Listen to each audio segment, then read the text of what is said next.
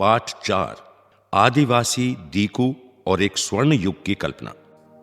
1895 में बिरसा नाम के एक आदमी को झारखंड में छोटा नागपुर के जंगलों और गांवों में घूमते देखा गया। लोग कहते थे कि उसके पास चमत्कारी शक्तियां हैं। वो सारी बीमारियां दूर कर सकता था और अनाज की छोटी सी ढेरी को कई गुना बढ़ा देता था।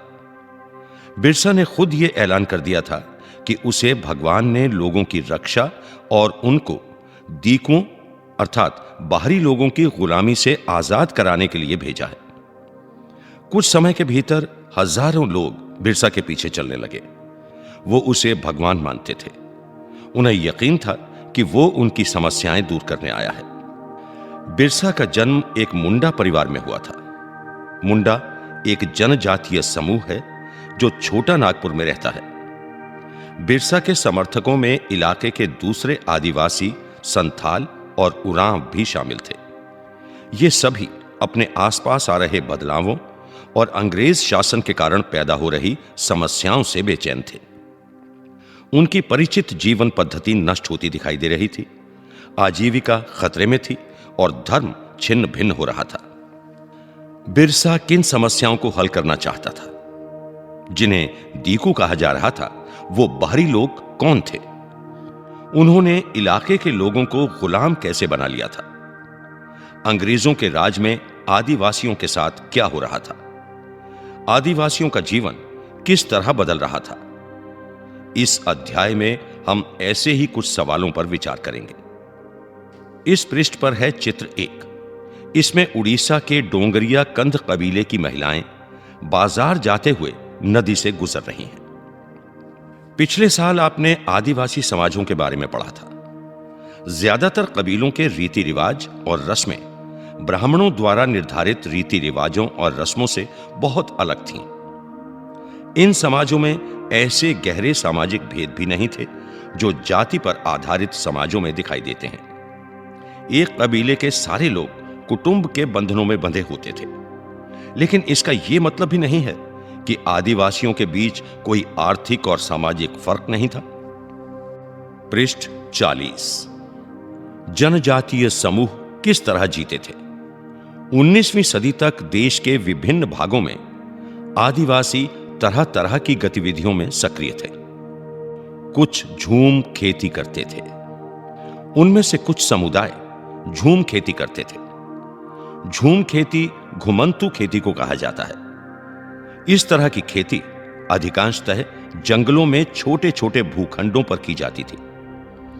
ये लोग जमीन तक धूप लाने के लिए पेड़ों के ऊपरी हिस्सों को काट देते थे और जमीन पर उगी घास फूस जलाकर साफ कर देते थे। इसके बाद वो घास फूस के जलने पर पैदा हुई राख को खाली जमीन पर छिड़क देते थे। इस राख में पोटाश होती थी, जिससे मिट्टी उपजाऊ हो जाती थी।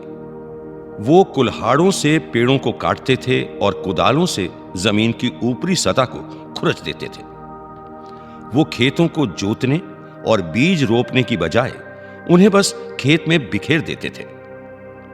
जब एक बार फसल तैयार हो जाती थी तो उसे काटकर वो दूसरी जगह के लिए चल पड़ते थे। जहां से उन्होंने अभी फसल काटी थी, वो जगह कई साल तक परती पड़ी रहती थी।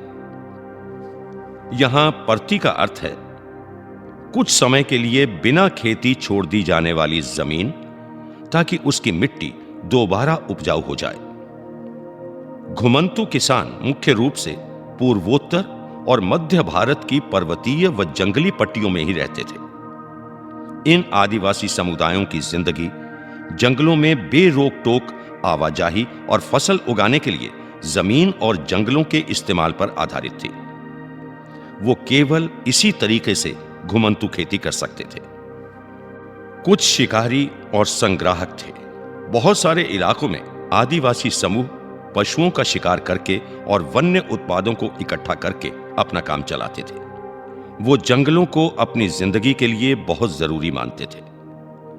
उड़ीसा के जंगलों में रहने वाला खोंड समुदाय इसी तरह का एक समुदाय था। इस समुदाय के लोग टोलियां बनाकर शिकार पर निकलते थे और जो हाथ लगता था उसे आपस में बांट लेते थे।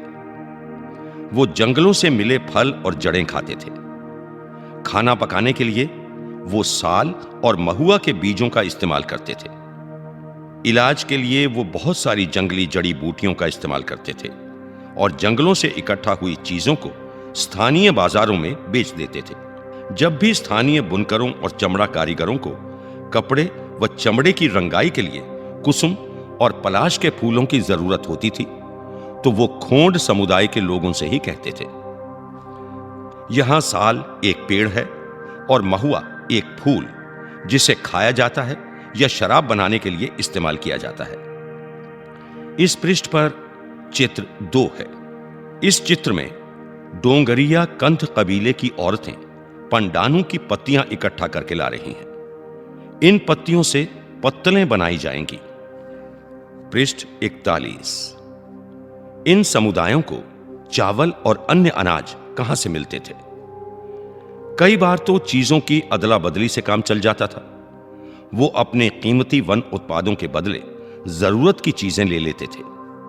कई बार उन्हें जरूरी चीजें खरीदने के लिए अपनी मुट्ठी भर आमदनी का सहारा लेना पड़ता था। उनमें से कई लोग आसपास के गांवों में नौकरी भी करते थे। कोई बोझ ढोता था तो कोई सड़क निर्माण कार्यों में नौकरी करता था। कई आदिवासी खेत मजदूर थे। जब वन उत्पाद कम पड़ जाते थे तो आदिवासियों को मजदूरी के लिए ज्यादा भटकना पड़ता था। लेकिन उनमें से बहुत सारे समुदाय जैसे मध्य भारत के बैगा औरों के लिए काम करने से कतराते थे। बैगा खुद को जंगल की संतान मानते थे, जो केवल जंगल की उपज पर ही जिंदा रह सकती है। मजदूरी करना बैगाओं के लिए अपमान की बात थी। जो चीजें आसपास पैदा नहीं होती थीं, उन्हें हासिल करने के लिए आदिवासियों को खरीद फरोख्त भी करनी पड़ती थी।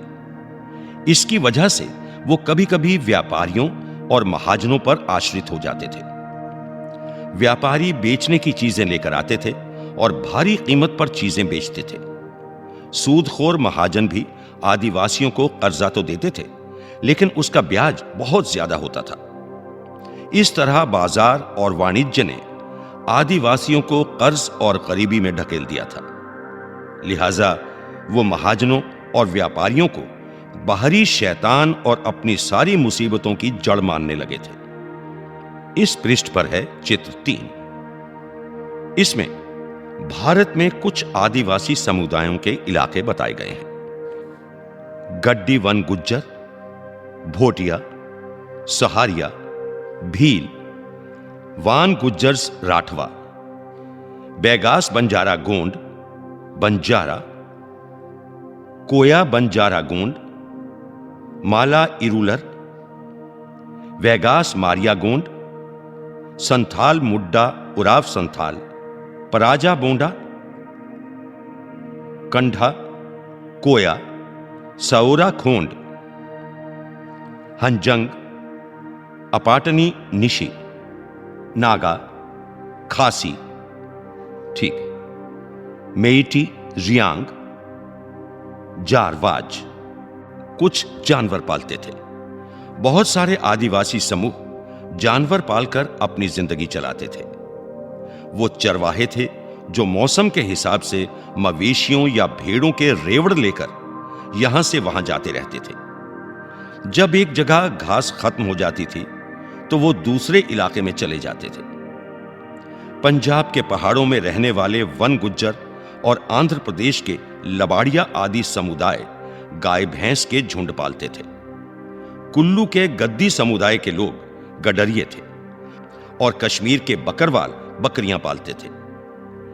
अगले साल इतिहास की पाठ्य पुस्तक में आप उनके बारे में विस्तार से पढ़ेंगे। पृष्ठ संख्या 42। स्रोत 1। शिकार का वक्त, बुआई का वक्त, नए खेतों में जाने का वक्त। क्या आपने कभी इस बात पर ध्यान दिया है कि विभिन्न प्रकार के समाजों में रहने वाले लोगों की काम और समय के बारे में समझदारी एक जैसी नहीं होती? विभिन्न क्षेत्रों में रहने वाले घुमंतू आदिवासियों और शिकारियों की जिंदगी एक खास क्रम और मर्द औरत के बीच कामों के बंटवारे से चलती थी। ब्रिटिश मानव विज्ञानी वेरियर एल्विन ने 1930 और 1940 के दशकों में कई साल मध्य भारत के बैगा और खोंड समुदायों के बीच बिताए थे। एल्विन द्वारा लिखित इन अंशों को पढ़कर इस समय क्रम और कामों के बंटवारे को समझा जा सकता है। वो लिखते हैं, चैत में औरतें इकट्ठा करने और बचे खुचे ठूंठों को काटने जाती थीं। पुरुष बड़े पेड़ों को काटते थे और शिकार पर जाते थे। शिकार पूरे चांद के समय पूर्व से शुरू होता था। शिकार के लिए बांस के फंदों का इस्तेमाल करते थे। औरतें सागो, इमली और मशरूम अर्थात कुकुरमुता आदि फल बीन कर लाती थीं। बैगा औरतें या तो केवल जड़ें या कंद इकट्ठा करती हैं या महुआ के बीज इकट्ठा करती हैं। मध्य भारत के आदिवासियों में बैगाओं को सबसे अच्छा शिकारी माना जाता था। बैसाख में जंगलों को जलाया जाता था। औरतें अधजली लकड़ियों को ईंधन के लिए बीन लेती थीं। आदमी शिकार पर जाते रहते थे, लेकिन गांव से दूर नहीं जाते थे। जेठ में बुआई होती थी और शिकार चलता रहता था। आषाढ़ से भादों तक मर्द खेतों में काम करते थे। क्वार में फलियां आने लगती थीं और कार्तिक कुटकी में पक जाती थीं। अगहन में सारी फसल तैयार हो जाती थी और पूस में फटकन किया जाता था। नाच गाना और शादियां भी पूस के महीने में ही होती थीं। माघ में पुरुष नए बेवड़ की तरफ चल देते थे। इस दौरान शिकार व चीजों का संग्रह ही जीने की मुख्य गतिविधि होती थी। यह चक्र पहले साल का होता था। दूसरे साल शिकार के लिए ज्यादा समय मिल जाता था, क्योंकि केवल कुछ फसलों की ही बुआई कटाई होती थी। क्योंकि भोजन काफी होता था, इसलिए पुरुष बेवड़ों में ही रहते थे। तीसरे साल में भोजन के लिए वन उत्पादों की भी जरूरत पड़ने लगती थी। वेरियर एल्विन द्वारा लिखित बैगा 1939 और एल्विन की अप्रकाशित रचना notes on the Khonds, Verrier Elwin papers, Nehru स्मृति संग्रहालय एवं पुस्तकालय पर आधारित। बेवड़ मध्य प्रदेश में घुमंतु खेती के लिए इस्तेमाल होने वाला शब्द है। इस पृष्ठ पर चित्र 4 है। इस चित्र में है ईंधन की लकड़ी ले जाती एक संथाल लड़की। बिहार 1946। बच्चे वन उपज इकट्ठा करने के लिए अपनी मांओं के साथ जंगल में जाते थे। गतिविधि: बैगा औरतें और मर्द जो काम करते हैं उनको ध्यान से पढ़ें। क्या आपको उनमें कोई क्रम दिखाई देता है? उनके कामों में क्या फर्क थे? पृष्ठ संख्या 43। कुछ लोग एक जगह खेती करते थे। 19वीं सदी से पहले ही बहुत सारे जनजातीय कबीले एक जगह टिक कर खेती करने लगे थे। वो बार बार जगह बदलने की बजाय साल दर साल एक ही जगह खेती करते थे। वो हलों का इस्तेमाल करने लगे थे और धीरे धीरे उन्हें जमीन पर अधिकार भी मिलते जा रहे थे। बहुत सारे समुदायों में छोटा नागपुर के मुंडाओं की तरह जमीन पूरे कबीले की संपत्ति होती थी।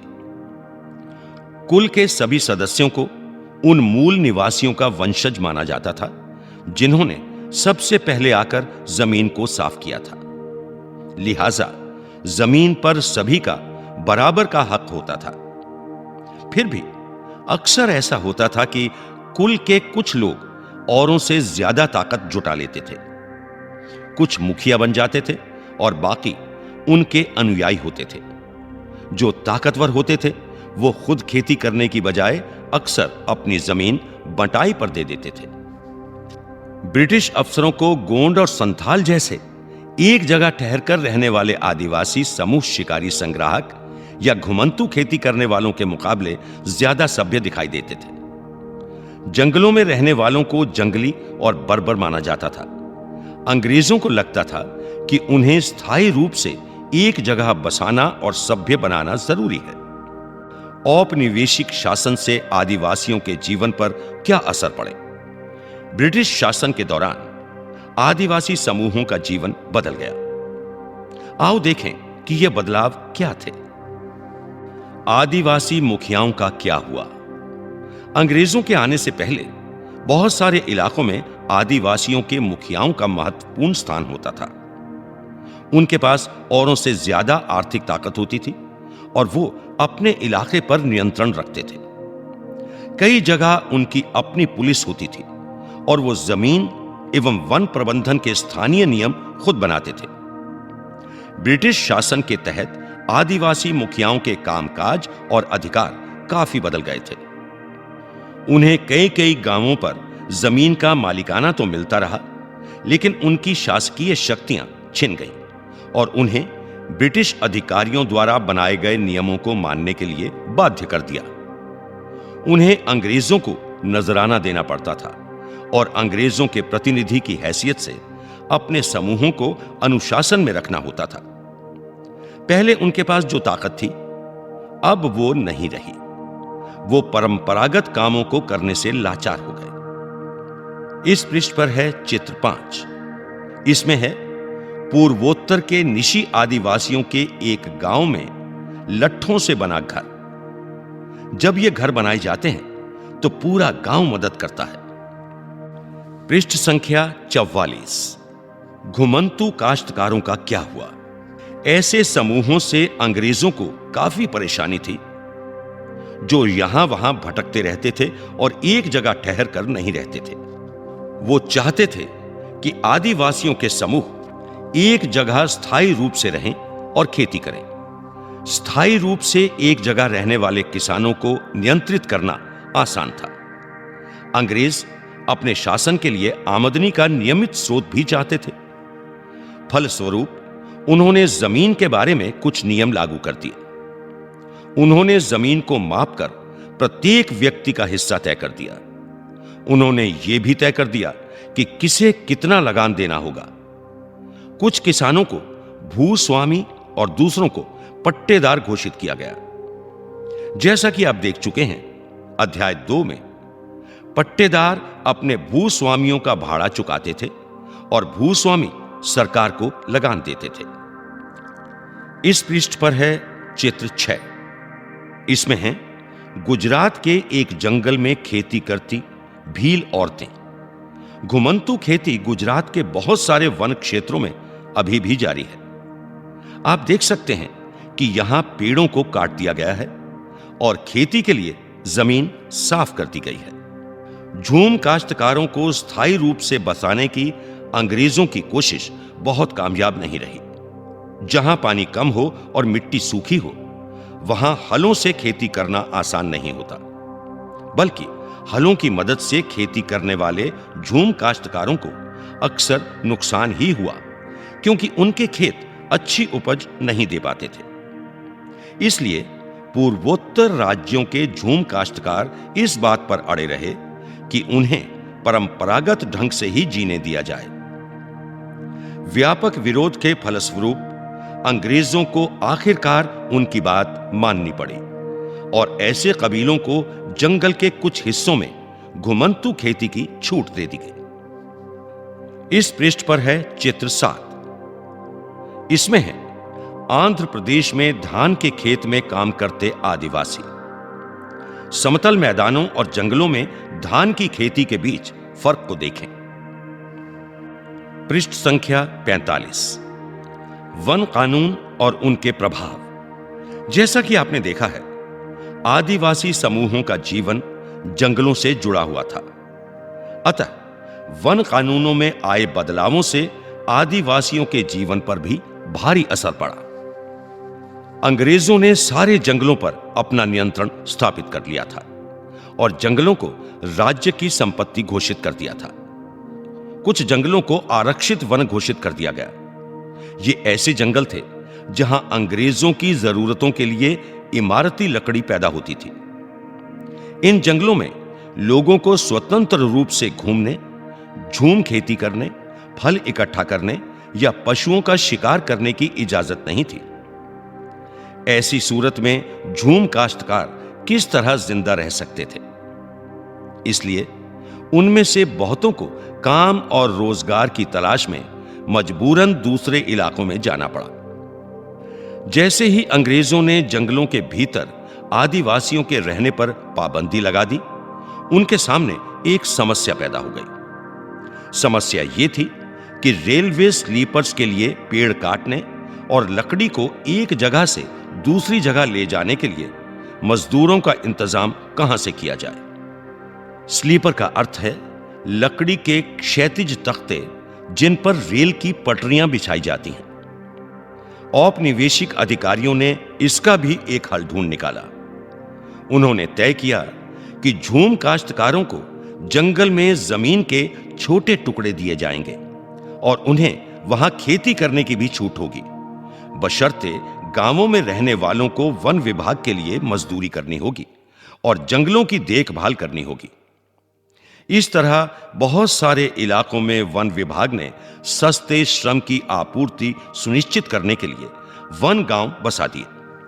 बहुत सारे आदिवासी समूहों ने औपनिवेशिक वन कानूनों का विरोध किया। उन्होंने नए नियमों का पालन करने से इनकार कर दिया और उन्हीं तौर तरीकों से चलते रहे जिन्हें सरकार गैर कानूनी घोषित कर चुकी है। कई बार उन्होंने खुलेआम बगावत भी कर दी। 1906 में सोंग्रम संगमा द्वारा असम में और 1930 के दशक में मध्य प्रांत में हुआ वन सत्याग्रह इसी तरह के विद्रोह थे। स्रोत 2। अंग्रेजों के इस देश में जीना कितना कठिन है। 1930 के दशक में वेरियर एल्विन ने मध्य भारत में रहने वाले बैगा आदिवासियों के इलाकों का दौरा किया था। एल्विन इन लोगों के रीति रिवाज, उनकी कला और लोक संस्कृति को जानना चाहते थे। उन्होंने बैगाओं के बहुत सारे गीत इकट्ठे किए जिनमें इस बात पर शिकायत की गई है कि अंग्रेजों के शासन में बैगा कितने बुरे दौर से गुजर रहे हैं। अंग्रेजों के इस देश में जीना कितना है मुश्किल, जीना कितना है मुश्किल। जमींदार बैठा है गांव में, दरवाजे में कोतवार, बागीचों में पटवारी, खेतों में सरकार। अंग्रेजों के इस देश में जीना कितना है मुश्किल। पशु कर अदा करने के लिए बेचते हैं गाय, तो भैंस बेचते हैं जंगल कर के लिए। बैलों को बेचकर अदा करते हैं लगान, भोजन पाएं कहां से अंग्रेजों के इस देश में। वेरियर एल्विन एवं Shyamrao Hiwale, songs of the Maikal, पृष्ठ 316 से उद्धृत।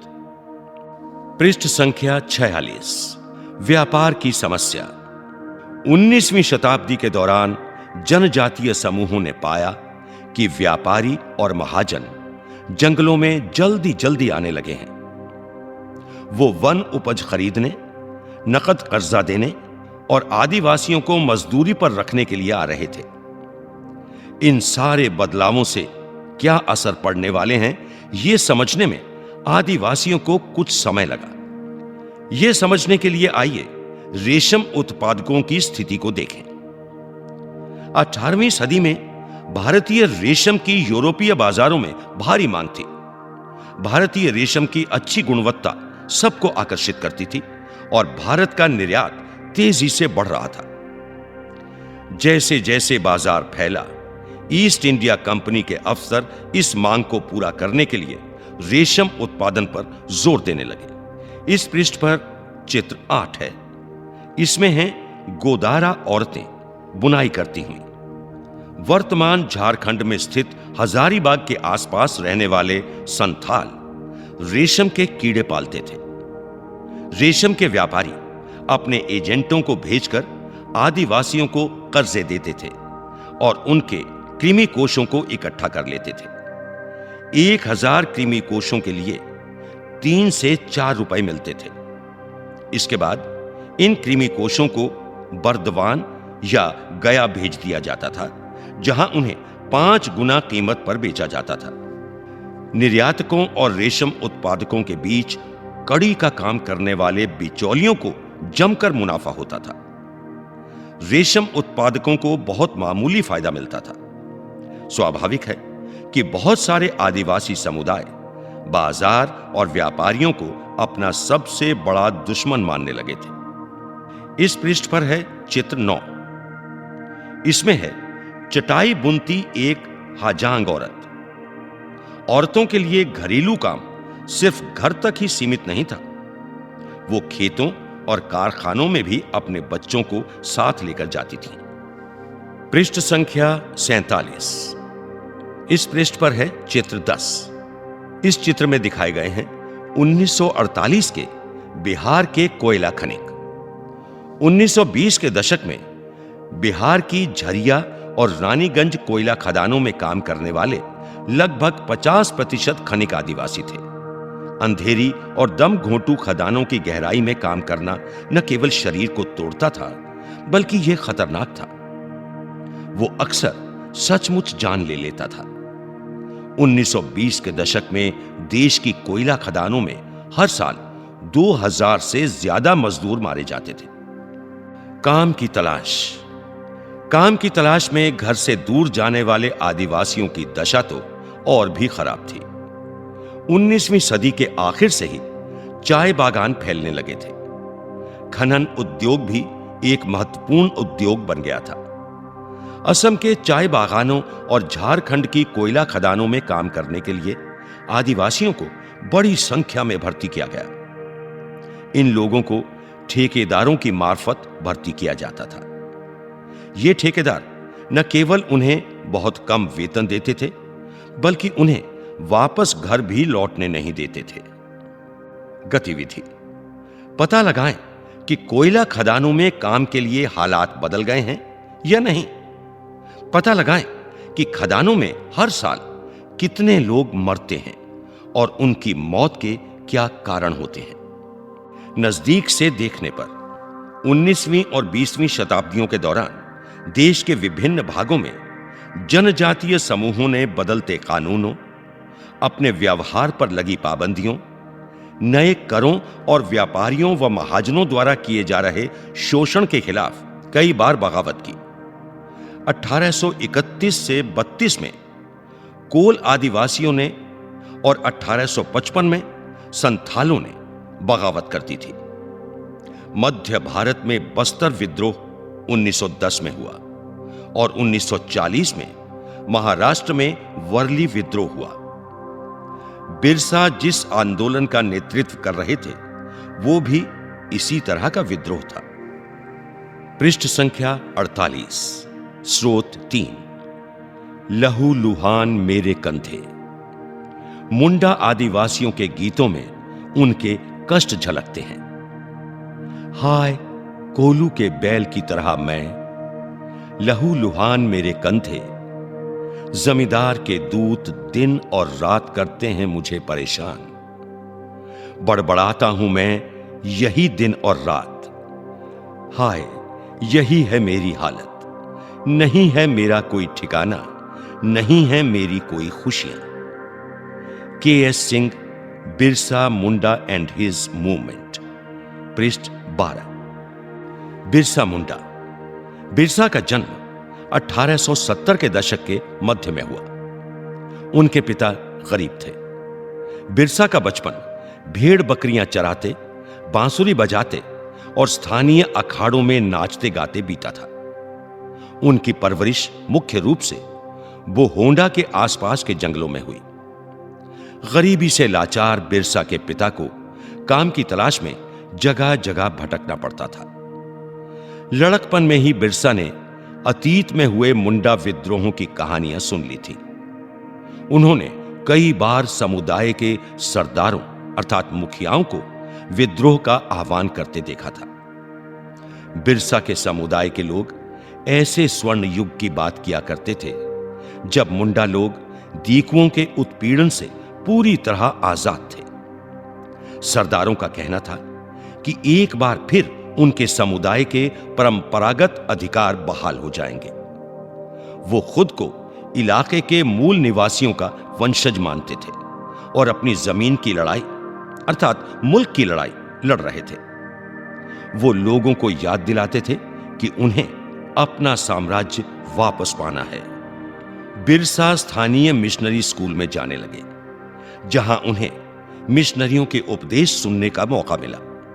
वहां भी उन्होंने यही सुना कि मुंडा समुदाय स्वर्ग का साम्राज्य हासिल कर सकता है और अपने खोए हुए अधिकार वापस पा सकता है अगर वो अच्छे ईसाई बन जाएं और अपनी खराब आदतें छोड़ दें, तो ऐसा हो सकता है।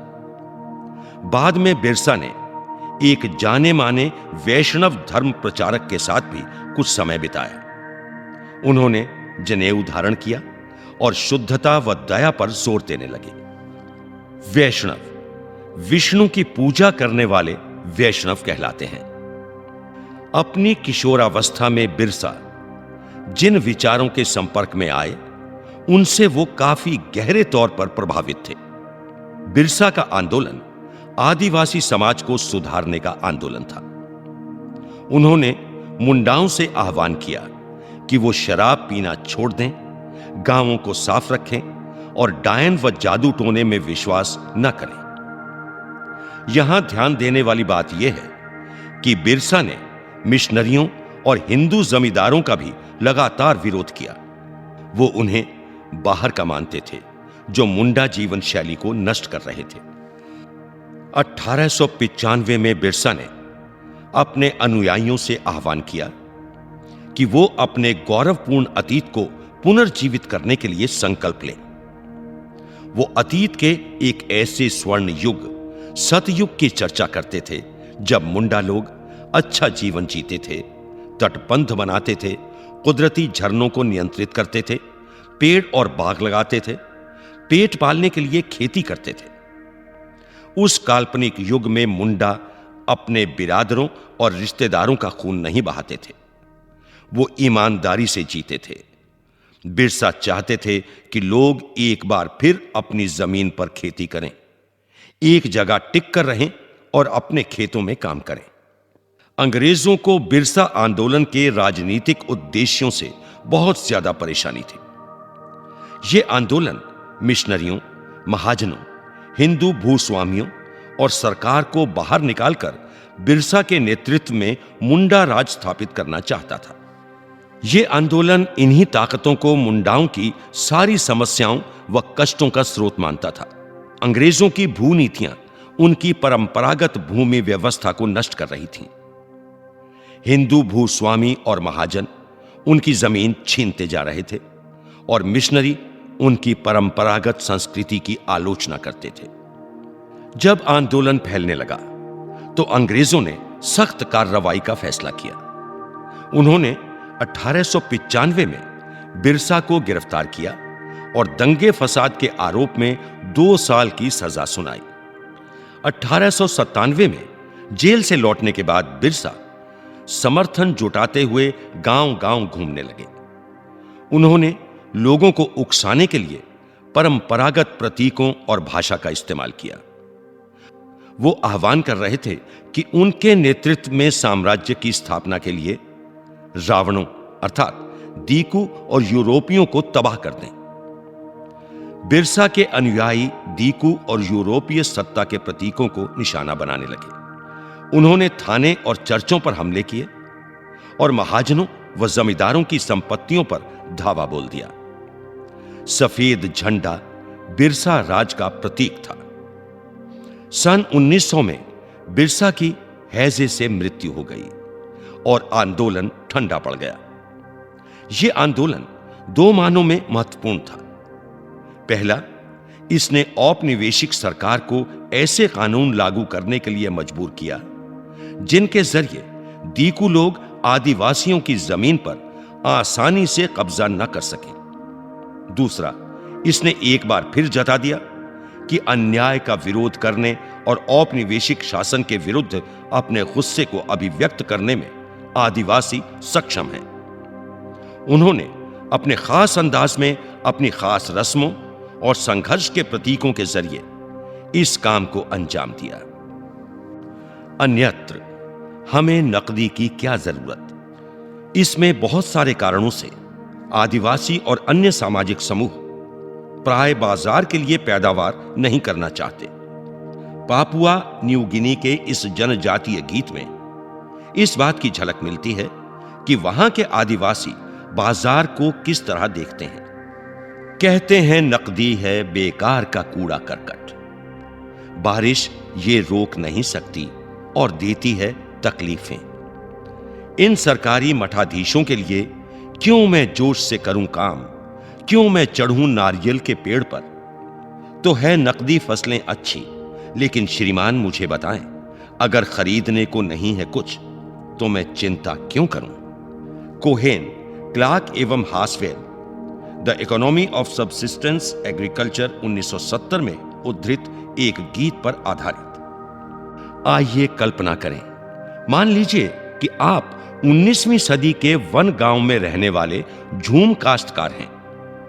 आपको कहा गया है कि जहां आप पैदा हुए हैं, अब वो जमीन आपकी नहीं मानी जाएगी। अंग्रेज अफसरों से मिलकर आप अपनी समस्याओं के बारे में बताना चाहते हैं। आप उन्हें क्या बताएंगे? पृष्ठ संख्या 49। अभ्यास। फिर से याद करें। 1. रिक्त स्थान भरें।